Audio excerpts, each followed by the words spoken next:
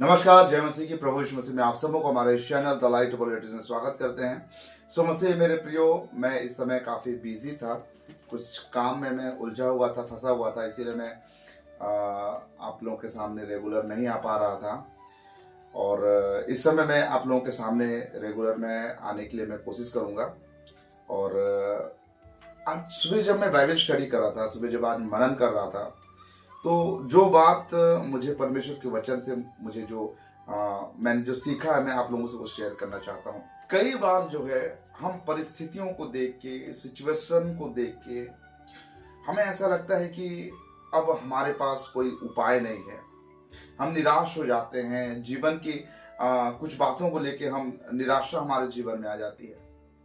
लेकिन परमेश्वर पहले के समय में वो कैसे कार्य करता था, कैसे अपने लोगों के जीवन में वो मार्ग बनाता था। और प्रभु यीशु मसीह जब इस धरती में आए, तब प्रभु यीशु मसीह वो हमारे जीवन में कैसे मार्ग को निकालता है, उसको मैं थोड़ा आप लोगों के सामने में रखना चाहता हूं। अगर हम देखेंगे कि यहोशू तीसरा अध्याय को अगर हम पढ़ेंगे, तो वहां पर यहोशू के जरिए से परमेश्वर ने समुद्र से, पानी से उसने मार्ग निकाला था। दूसरा अध्याय को अगर हम पढ़ते हैं, तो वहां पर एलिय्याह के जरिए से परमेश्वर ने समुद्र में उसने मार्ग को बनाया था। अगर हम पढ़ेंगे निर्गमन 14 अध्याय, तो आप सभी लोग जानते हैं कि मूसा के जरिए से परमेश्वर ने समुद्र के बीच में मार्ग निकाला था।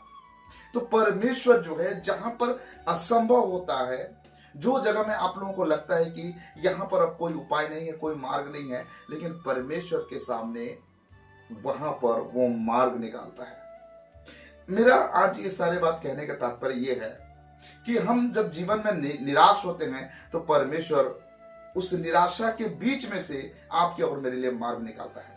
लेकिन एक बहुत ही अद्भुत बात मैं आप लोगों के सामने मैं कहना चाहता हूं। जब मैं मत्ती रचित सुसमाचार 14 अध्याय उसका 25 वचन से आप पढ़ेंगे, तो वहां पे आपको मिलेगा कि प्रभु यीशु मसीह पानी में चलकर वो चेलों तक जाते हैं। मतलब प्रभु यीशु मसीह पानी को ही मार्ग बना लेते हैं। हम पुराने नियम में देखते हैं कि परमेश्वर ने जल में से मार्ग निकाला, लेकिन प्रभु यीशु मसीह ने जल को ही मार्ग बना दिया। जल मतलब यहां पर एक रुकावट का एक शाइन को हम देखते हैं। जीवन में आपके सामने रुकावट आएगा, तो परमेश्वर क्या करते थे पहले कि वो जल में मार्ग बना देते थे। समस्या के बीच में आपके लिए समाधान मिलता था।